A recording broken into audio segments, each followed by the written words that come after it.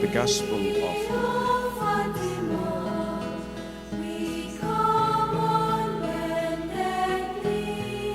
my dear brothers and sisters. I wish to greet you with the Franciscan greetings of peace and good. Pax et bonum, peace and goodwill.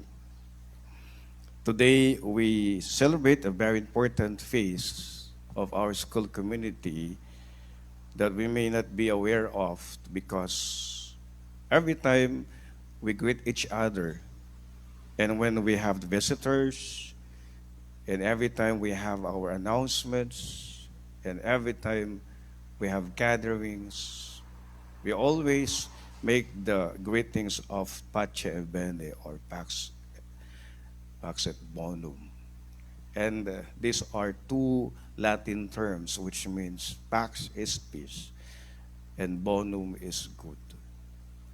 And in fact, these are also the gifts of Easter. The very first gift of Easter is that peace. When Jesus appeared, when he resurrected, it was the very first gift. And this is the gift of peace.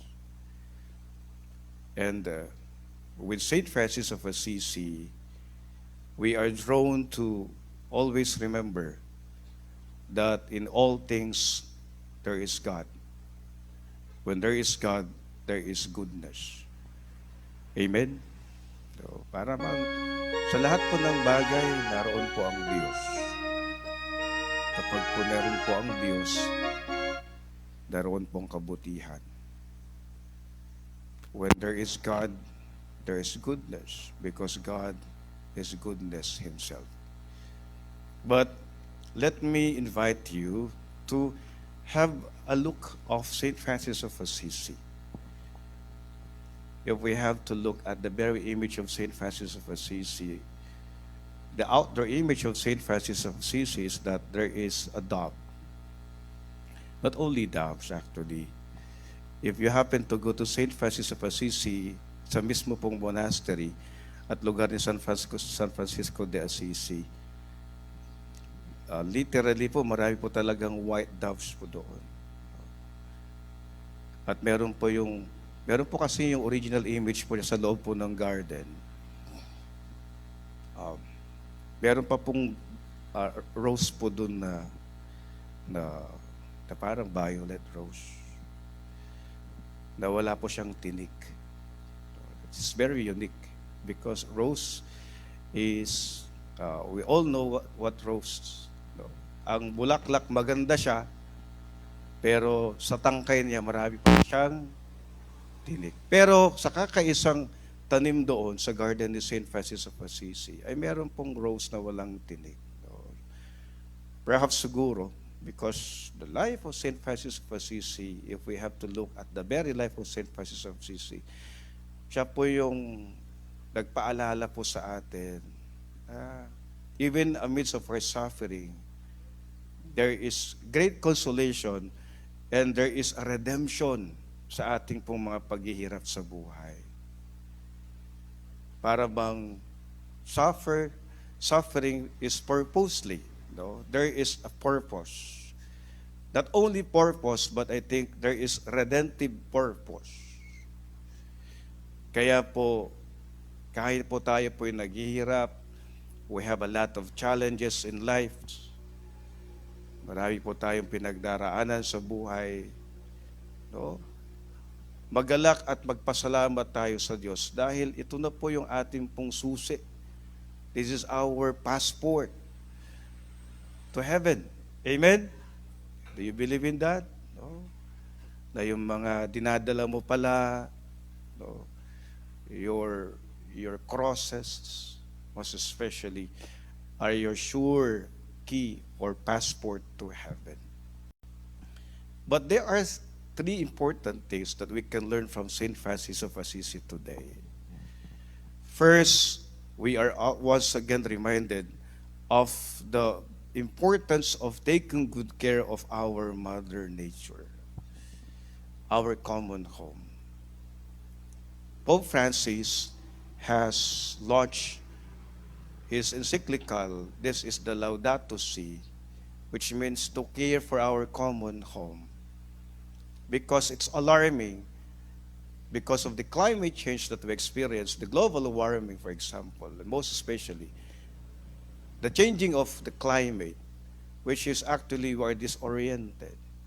Okay? Remember, for the latest, I think this is the first time that we have 5 consecutive typhoons entering the area of Luzon. That's why I said last night, nakita na yun, nagsubli ni Julian. Because malakas yung ulan, konting hangin-hangin. Para bang unpredictable. Ito yung nakakatakot. Because I think we are now actually, we reap what we sow. Kung anong tinanim natin, yun yung inaani natin ngayon.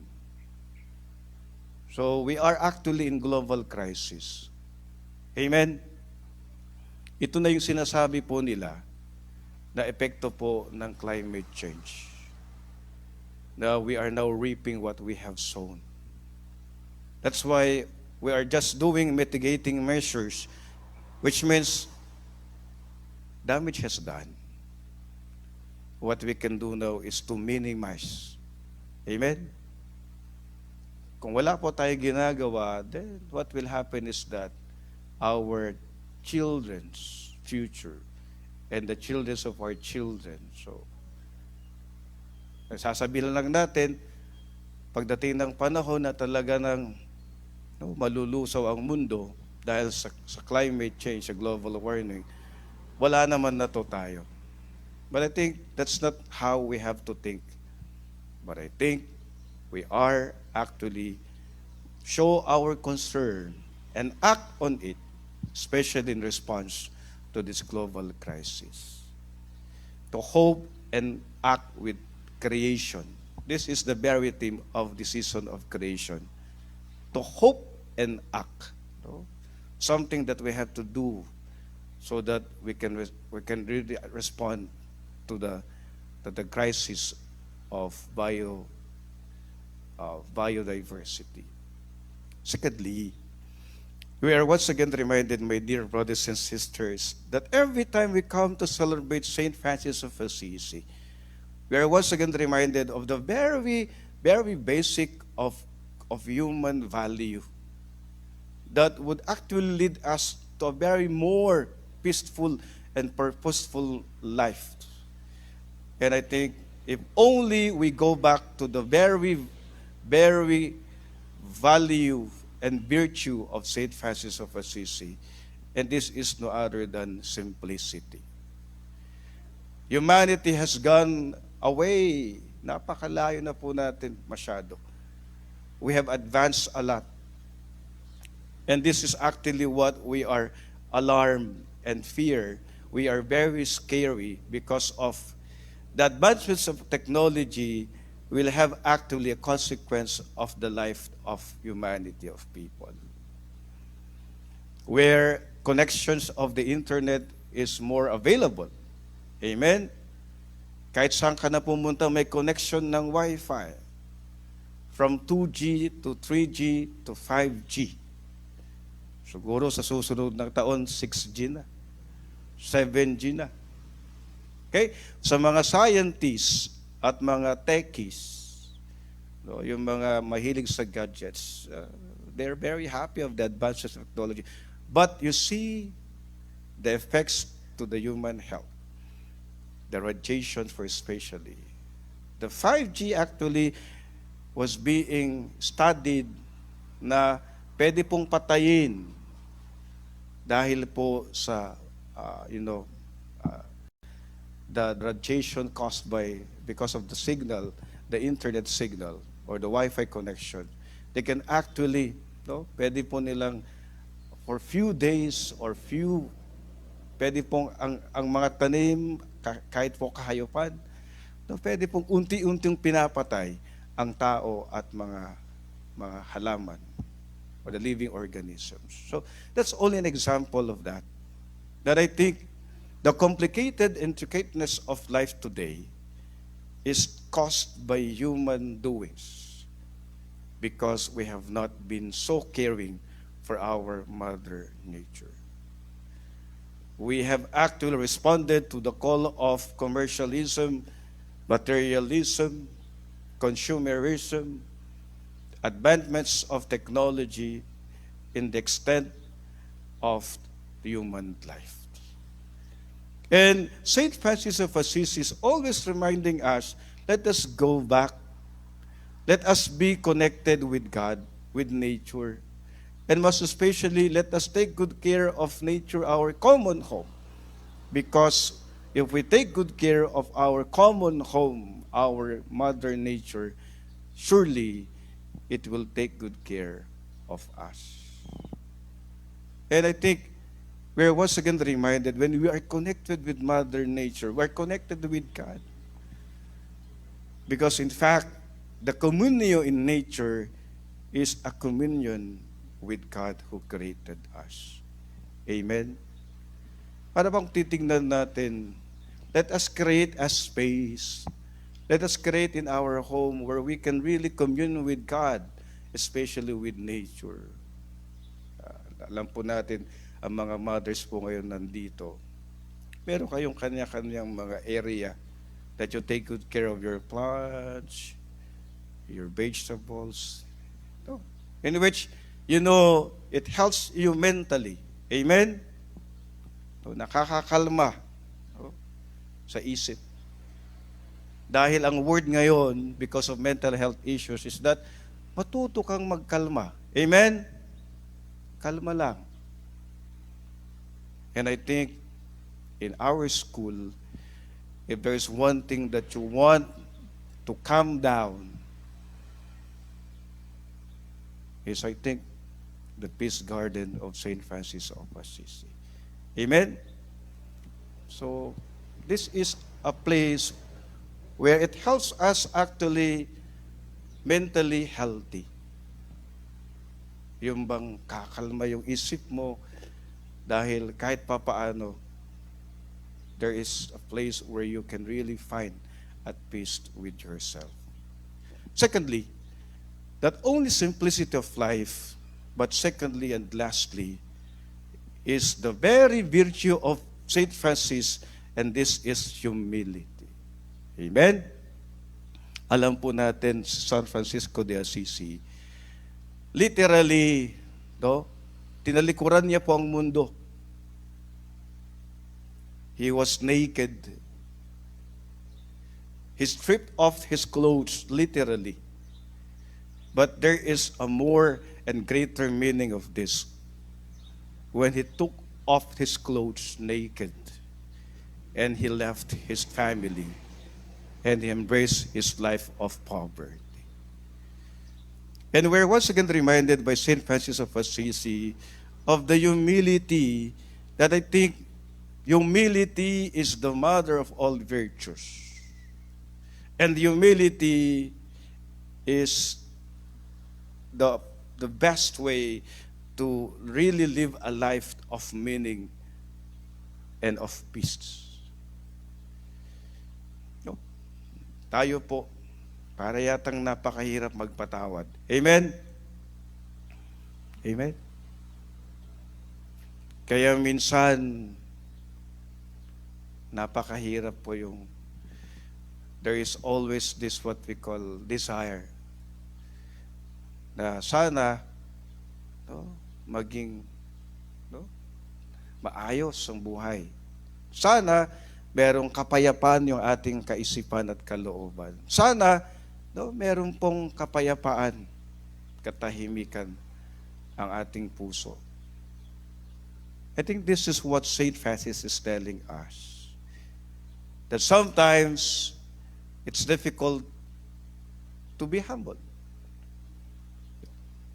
And the battle goes on dahil alam po natin na ang lagi pong kaaway po natin ay ang kasalanan ng pagiging mataas at magiging mayabang. Pride is actually, this is what we always struggle with ourselves. You know that pride is someone who is no longer grounded his feet to the ground. Ayaw niyang yumuko, ayaw niyang aminin, ayaw niyang ramdamin ang kaniyang paa, na ang kanyang paa ay nakatungtong sa lupa. But you see, greatness is humility. If you think greatness is becoming proud, greatness is becoming someone who is the best, greatness is someone who is the most influential and popular, great is someone who is rich and somebody in the community. But Francis is telling to us, it's contrary, it's the other way around. But to be great in the eyes of God and the eyes of men is in fact our ability to be humble and live in humility. Amen? After all, alam po natin na mas natutuwa tayo sa mga taong they're able to ground themselves to the ground, their feet to the ground.